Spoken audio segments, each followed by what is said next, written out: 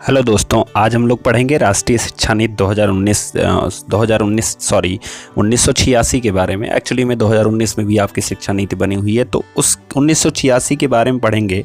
इसके पहले हमने जो डिस्कशन करा था कि शिक्षा जो थी वो हमारे आज़ादी के पूर्व क्या थी, आज़ादी के बाद क्या थी। आज हम राष्ट्रीय शिक्षा नीति में क्या क्या चीज़ें पढ़ेंगे वो मैं आपको बता देता हूँ। इसको बनाए जाने के कारण क्या थे, क्या क्या इसके मुख्य बिंदु हैं। उसके बाद ये जो आप पेज देख रहे हो, ये 1986 का प्रारूप से निकाला हुआ पेज है। अगर आप लोग इस पेज को यानी इस नीति के बारे में ज़्यादा डीप में पढ़ना चाहते हो तो आप डाउनलोड कर सकते हो गूगल पे जाके सीधा राष्ट्रीय शिक्षा नीति 1986 इन PDF। वो PDF आ जाएगा। ये लगभग 27 या 28 पेज का PDF है। उसमें आप लोग जाके इन चीज़ों को पढ़ सकते हो। उसके बाद क्या क्या सुझाव दिए गए थे इनके बारे में पढ़ना है। और जैसा कि हमने आपको बताया कि राष्ट्रीय शिक्षा नीति 2019 आई है, जिसको आप लोगों ने बीच में सुना था कि अब 2019 की शिक्षा नीति के अनुसार जो टीचर्स रिकमेंड किए जाएंगे उनका इंटरव्यू होगा, ऐसा कुछ आप लोगों ने सुना था, या बहुत टफ होने वाला एग्ज़ाम, ये सब चीज़ें आपने सुनी थी। तो बिल्कुल उसी तरह से जो 1986 की शिक्षा नीति थी उसमें चीज़ें क्या थीं, क्या हमारे सामने रखा गया था, क्या टीचर्स के लिए था, क्या बच्चों के लिए नया करा गया था। बिकॉज ऑफ दैट दोस्तों मैं आपको बताऊं कि हमने जो पिछला अपना सेशन पढ़ा था 1964, यानी हमने जो उसमें पढ़ा था कोठारी आयोग, कोठारी कमीशन 1964 से लेकर 66। तो कोठारी कमीशन में ये कहा गया था कि हमारे शिक्षा की संरचना दी गई थी। जैसे कि मैंने आपको बता दूं, शिक्षा की संरचना इस तरह से दी गई थी कि 10 वर्ष की सामान्य शिक्षा की बात की गई थी कोठारी कमीशन में, और कहा गया था कि 1 या 2 वर्ष यानी 3 वर्ष का, 1 से लेकर 3 वर्ष तक का प्राथमिक शिक्षा की पूर्व की शिक्षा की भी व्यवस्था की गई थी। लेकिन ये 10 वर्ष मैंडेटरी था जो कि कोठारी कमीशन ने चीज़ों को रखा था। लेकिन जैसे ही कोठारी कमीशन ने रखा तो कोठारी कमीशन ने ये भी कहा कि हमें राष्ट्रीय शिक्षा नीति बनानी होगी, और वो राष्ट्रीय शिक्षा नीति 1968 में प्रस्तावित हो चुकी थी। दोस्तों याद रखना, राष्ट्रीय शिक्षा नीति का प्रस्ताव जो था वो कोठारी कमीशन ने ही रखा था और 1968 में क्या हो गई थी, प्रस्तावित हो गई थी। लेकिन हमारे देश में सरकारों की निष्क्रियता कह सकते हो आप, या उस समय जो वर्तमान सरकार थी उस समय की निष्क्रियता कह सकते हो, जिसकी वजह से ये राष्ट्रीय शिक्षा नीति लाई ही नहीं गई थी। अब आप सोचो, किसी भी चीज़ को आगे बढ़ाने के लिए अगर नीति ही ना बनाई जाए, अगर हम नियम ही ना बनाएं, अगर हम चीज़ों को बनाएं ही ना, तो कैसे हम आगे बढ़ सकते हैं। तो दोस्तों हम इस सेशन को स्टार्ट करने के पहले अगर आप लोग पहली बार चैनल पर जुड़े हो तो प्लीज़ चैनल को लाइक, सब्सक्राइब एंड शेयर ज़रूर कीजिएगा। तो हम स्टार्ट करते हैं अपना सेशन। तो जैसा कि मैंने बताया कि ये सेशन जो है वो कमीशन जो बना था वो 1968 में बना था। तो हम शुरू करते हैं कि इसके क्या कारण थे, क्या बनाए गए थे, क्या रीज़न था। तो जैसा कि आप पहला रीजन देख पा रहे हो, घोषणा जो हुई थी 1968 में हुई थी, और इसका आधार कौन था, कोठारी आयोग। मैंने आपको बताया, अगर आपसे पूछा जाए राष्ट्रीय शिक्षा नीति की घोषणा कब करी गई थी तो सन 1968 में करी गई थी, और किसके आधार पर करी गई थी, कोठारी आयोग के आधार पर करी गई थी। याद रखना दोस्तों। और आप लोगों से मैंने ये भी बताया है, मैं इस टॉपिक को पढ़ा चुका हूँ पिछले वीडियोज़ में। अगर नहीं मिला है आपको तो डिस्क्रिप्शन बॉक्स में लिंक मिलेगी, सेकंड सेमेस्टर की प्रारंभिक शिक्षा की बुक की, उस पर क्लिक करो, जाके पूरी की पूरी वीडियोस देखो। धीरे धीरे आपको समझ में आएगा, बिकॉज ये बुक 50 नंबर की है और आपको हर वीडियो से कम 2 नंबर का क्वेश्चन मिलने वाला है। नेक्स्ट पढ़ते हैं। मैंने बताया कि किंतु कुछ कारणवश इन्हें लागू नहीं किया जा सका। जैसा कि मैंने आपको बताया कि सरकारों की निष्क्रियता की वजह से, आप जरा इमेजिन करो, एक्चुअली में कुछ बच्चों को ये नहीं समझ में आता हम क्यों पढ़ रहे हैं। लेट्स इमेजिन दैट कि अगर आपके पास प्लान ही ना हो शिक्षा से रिलेटेड, अगर सपोज करो शिक्षा की नीतियाँ ही ना बनी रहे, हमें पता ही ना हो कक्षा 1 में क्या पढ़ना है, 2 में क्या पढ़ना है, 3 में क्या पढ़ना है, या टीचर्स को पता ना हो क्या पढ़ाना है 1, 2 में, 3 में, 4 में, आप क्या पढ़ोगे। तो ये प्लान किसने करा था, तो ये प्लान के लिए कोठारी आयोग ने कहा था कि एक हमें नीति बनानी पड़ेगी कि हमारी शिक्षा कैसे चलेगी, तभी हम अपने देश का विकास कर सकते हैं। ठीक है, जितने भी विकसित या विकासशील देश हैं उनको देखो कि उनके पास एक शिक्षा का बड़ा अच्छा मॉडल होता है। जैसे कि आप लोग देखे हो, कहते हो कि अमेरिका में इस तरह से पढ़ाई होती है, अमेरिका में इस तरह से पढ़ाई होती है।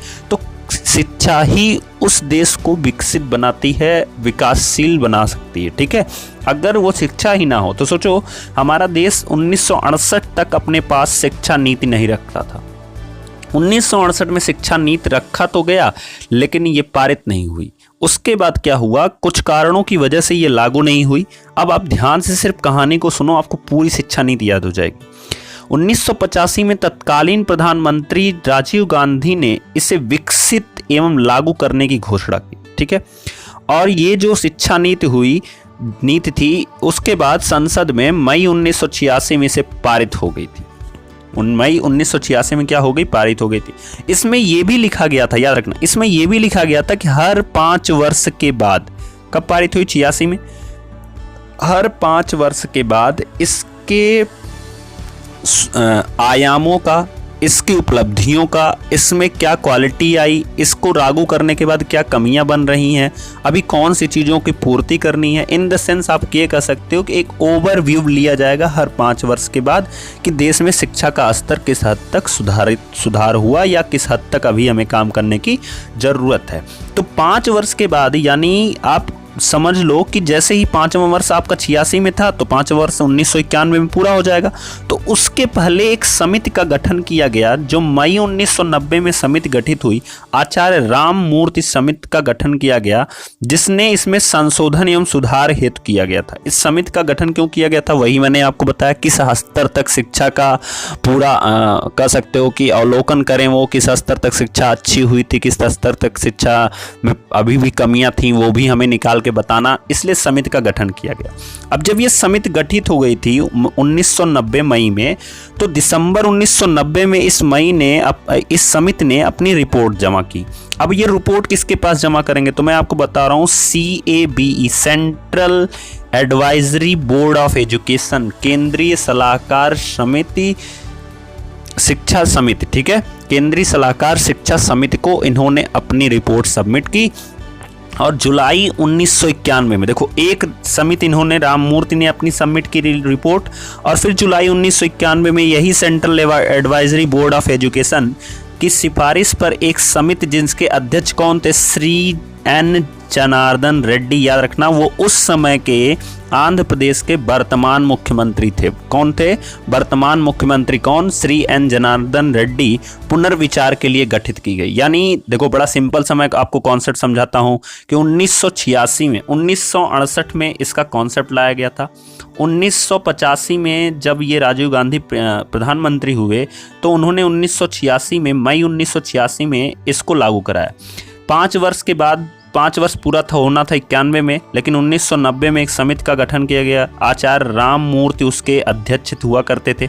उस समिति ने अपनी रिपोर्ट कब जमा की, उस समिति ने अपनी रिपोर्ट दिसंबर 1991 में जमा की, दिसंबर 1991 में अपनी रिपोर्ट जमा की।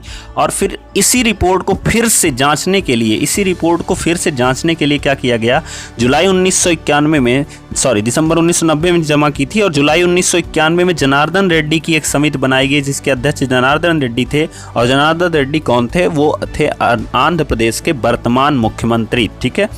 पुनर्विचार के लिए रखा गया। रेड्डी की समिति ने राममूर्ति समिति द्वारा दिए गए सुझावों पर विचार करके रिपोर्ट जनवरी 1992 में जमा कर दी। कब जमा की, जनवरी 1992 में इन्होंने अपनी रिपोर्ट को क्या कर दिया, जमा कर दिया। उसके बाद क्या हुआ कि 7 मई 1992 को केंद्रीय सलाहकार शिक्षा बोर्ड ने कुछ सुझाव को प्रस्तुत करते हुए इसे संसद के समक्ष रखा, ठीक है। अब यही जो आपका टॉपिक है आपके बुक का कि कार्यान्वयन 1992। अब देखो हुआ क्या, 1986 की शिक्षा नीति का पुनर्विचार किया गया और 1992 में फिर से उसे रखा गया। यही आपका टॉपिक है आपके बुक का 1992, लेकिन ये पढ़ोगे तब जब 1986 पता होगा। अब हुआ क्या कि उस समय जो शिक्षा प्रणाली थी, जो उस बुक में या कह सकते उस ड्राफ्ट में कही गई थी, वो प्रणाली किस तरह की थी वो देखो दोस्तों। तो राष्ट्रीय शिक्षा प्रणाली एक ऐसी व्यवस्था है जिसके अंतर्गत जाति, धर्म, लिंग एवं निवास के विभेदीकरण के बिना एक निश्चित स्तर तक सभी को तुलनात्मक गुणात्मकता के साथ शिक्षा प्रदान की जा सके, ठीक है। सिंपल से शब्दों में मैं आपको बताऊं कि यह प्रणाली यह बताती थी कि बिना भेदभाव, जाति पात, ऊंच नीच, धर्म के, इन सब का बिना भेदभाव किए हर बच्चे को शिक्षा प्रदान करानी थी। हर बच्चे को शिक्षा प्रदान करानी थी। ठीक है, अब क्या हुआ कि जो 1986 की नीतियां बनी थी उसमें कितनी विषय सूची थी, कितने भाग थे, ये उसी समय का पेज है दोस्तों, इसलिए आपको दिख रहा होगा कुछ इस तरह से लिखा हुआ। ठीक है, तो उसी समय का पेज है। अब देखते हैं इसमें कितने भाग। तो मैं आपको बताऊं कि पहला भाग जो भूमिका था, दूसरा शिक्षा का सार, तीसरा राष्ट्रीय शिक्षा की व्यवस्था। अब इस व्यवस्था में बहुत सारी चीज़ें थी जो अभी मैं नीचे डिटेल में आपको बताऊंगा। समानता के लिए शिक्षा को मैं आपको बता दूं कि समानता के लिए अभी हमने पढ़ा कि जाति, धर्म और लिंग के आधार पर शिक्षा के लिए हम कोई मतलब ऐसा नहीं है कि उसको शिक्षा को बांटा जाएगा किसी भी चीज़ के आधार पर। तो ये थी समानता की शिक्षा। और सबसे बड़ी चीज़, कुछ बच्चे जो होते हैं वो स्पेशल कैटेगरी में आते हैं, जैसे कि विशिष्ट बालक आते हैं, तो उनके लिए भी शिक्षा की अलग से व्यवस्था की गई थी जिससे वो सामान्य बच्चों में आ सकें। फिर हुआ क्या था, विभिन्न स्तरों पर शिक्षा का पुनर्गठन फिर हुआ। तब तक आप कह सकते हो नवोदय विद्यालय नहीं खोले गए थे, लेकिन नवोदय विद्यालय खोला गया और कहा गया कि जो विशिष्ट बालक होंगे, यानी कह सकते हो प्रतिभाशाली बालक होंगे, उनको नवोदय विद्यालय में शिक्षा दी जाएगी। तकनीक एवं प्रबंध शिक्षा, मतलब उनको व्यावसायिक शिक्षा भी दी जाएगी। टेक्निक मतलब होता है जैसे पॉलिटेक्निक और ये ITI का नाम सुने होंगे आप लोग। तो इस तरह की भी शिक्षा की व्यवस्था की गई थी उस शिक्षा नीति के अंतर्गत। शिक्षा व्यवस्था को कारगर बनाना, किस तरह से कारगर बनेगा, अब उसके लिए टीचर्स जो होंगे उनके पास एजुकेटेड होने चाहिए प्लस ट्रेंड होने चाहिए। एजुकेटेड से नहीं मतलब होता है, बात होती है ट्रेंड एजुकेटेड, दोनों होने चाहिए। उसके बाद शिक्षा की विषय वस्तु एवं प्रक्रिया को नया मोड़ देना। अब जो विषय वस्तु है हमारी शिक्षा की, यानी जो जैसे पहले पढ़ाया जा रहा था, अब उस तरह से न पढ़ा करके कुछ अलग तरह से चीज़ों को पढ़ाया जिससे बच्चों को आसानी से याद हो सके, बच्चों को आसानी से समझ आ सके। ठीक है, फिर शिक्षक किस तरह से होंगे, शिक्षकों की क्या व्यवस्था होगी, शिक्षकों की क्राइटेरिया क्या होगी, शिक्षकों की नियुक्ति कैसे होगी, इन सब चीज़ों के बारे में इसमें बताया गया था इस भाग में। शिक्षा का प्रबंध कौन कौन करेगा, यानी सरकार कितना खर्च करेगी, फिर अभी इसके बारे में भी मैं बताऊंगा। उसके अनुसार सरकार, राज्य सरकार कितना खर्च करेगी, केंद्र सरकार कितना खर्च करेगी, ये सब व्यवस्था थी। संसाधन एवं समीक्षा, मतलब क्या जो जो चीज़ों की ज़रूरत है वो चीज़ें कैसे पूरी की जाएंगी, क्या चीज़ें उनके कौन उनको पूरा करेगा, कौन उनकी देख रेख करेगा, इसके बारे में कहा गया था। और अपने भविष्य का निर्धारण किया गया था कि हमारा भविष्य इस नीति के आने के बाद क्या होगा। ठीक है, अब हम देखते हैं वो सारी बातें कौन कौन सी थी, जिसमें इन भागों में जो बातें लिखी गई थी वो बातें कौन कौन सी थी। मैं बड़े शॉर्ट फॉर्म में आपको बता रहा हूं दोस्तों, बिकॉज आपके एग्जाम में इतना इनफ है, मोस्ट इनफ है। ठीक है, तो शैक्षिक संरचना 10+2+3 हो। देखो इसका मतलब क्या हुआ कि उनको 1 से लेके 10 तक यानी हो गया, फिर +2 मतलब 12 तक, +3 मतलब आपका ग्रेजुएशन, मतलब ग्रेजुएशन को उपाधि कहा जाता है। ठीक है, तो उपाधि के लिए +3 की आपकी संरचना होनी चाहिए। ये मैंडेटरी करा गया था 1986 के अकॉर्डिंग।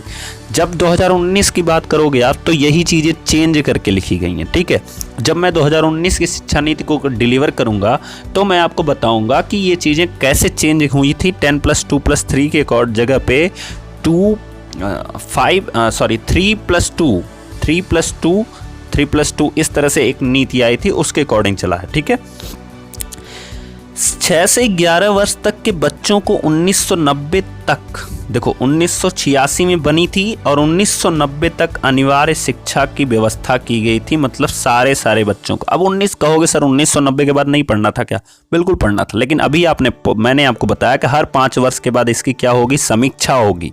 फिर हम आगे इस चीज़ को प्रस्तुत करेंगे कि अब कितने साल तक बढ़ाया जाए। ठीक है, और 11 से 15 वर्ष तक के बच्चों को 1995 तक, अब इसमें तो पहले ही डिसाइड कर दिया गया था कि 95 तक ये सारी व्यवस्था कराई जाएगी इन बच्चों के लिए। ठीक है, उसके बाद क्या हुआ, व्यावसायिक शिक्षा 10+2 एवं खेल कूद। याद रखना, खेल कूद तब तक नहीं होता था स्कूलों में, लेकिन अब स्कूलों में खेल कूद कराने की भी व्यवस्था की मांग की गई थी।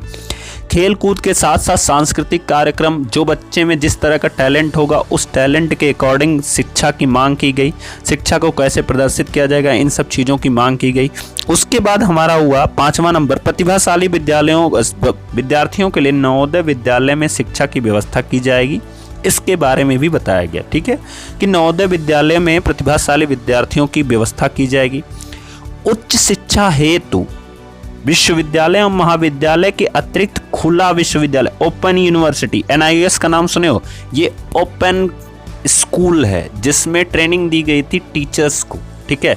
ओपन स्कूल का मतलब होता है कि आपको वहाँ जाना नहीं होता है पढ़ने के लिए रोज रोज, आपको सिर्फ एग्जाम देने जाना होता है। इसी तरह से इग्नू आपकी एक यूनिवर्सिटी है। यूपी की बात करें तो उत्तर प्रदेश राजश्री टंडन एक महाविद्यालय है जो इलाहाबाद में है, प्रयागराज में, वो यूपी के अंतर्गत आता है, ठीक है। तो इग्नू को कब खोला गया था दोस्तों, याद रखना, इग्नू 1985 में खोला गया था इसको, ठीक है। उसके बाद हम देखते हैं कि अध्यापकों के प्रशिक्षण हेतु शिक्षण संस्थान खुलेंगे। ये कब बताया गया, 1986 में। कब बताया गया, 1986 में, ठीक है। उसके बाद देखो, शिक्षा का संपूर्ण देश की आय का 6% खर्च किया जाएगा, मतलब सकल राष्ट्रीय आय, याद रखना, सकल राष्ट्रीय आय का 6% किस पर खर्च किया जाएगा, शिक्षा पर। यह किस में कहा गया था, 1986 राष्ट्रीय शिक्षा नीति में कहा गया। शिक्षा पर केंद्रीय बजट 10% तथा राज्य का 30% खर्च किया जाएगा, ठीक है। शिक्षा की नीति, आयामों, क्रियान्वयन, उपलब्धियों और कमियों की समीक्षा के लिए प्रत्येक 5 वर्ष कमियों की आदि की समीक्षा प्रत्येक 5 वर्ष के बाद की जाएगी। तो ये था पूरा कंक्लूजन। आई होप आप लोगों को अच्छे से समझ में आया होगा। अगर आप नहीं समझे हो तो जाके 1986 की शिक्षा नीति डाउनलोड करके थोड़ा बहुत पढ़ोगे, पूरा का पूरा समझ में आ जाएगा, ठीक है। और अगर आप चैनल पर पहली बार आए हो तो प्लीज़ चैनल को लाइक, सब्सक्राइब एंड शेयर जरूर करें। उसके बाद हम देखते हैं कि हमारा जो प्रारूप 2019 का था, ये प्रारूप के बारे में, ये 650 पेज का प्रारूप है दोस्तों। इसमें भी कई भाग लिखे गए हैं, भागों के अंतर्गत हर चीज़ों को अलग से डिफाइन किया गया है। मैं इन पे एक वीडियो बनाऊंगा, उस पर मैं आपको पूरा डिटेल बताऊंगा 2019 में क्या है, किस तरह से शिक्षकों की नियुक्ति होगी, क्या प्रावधान किए गए हैं, और इसे 2020 में जाके लागू किया गया है, ठीक है।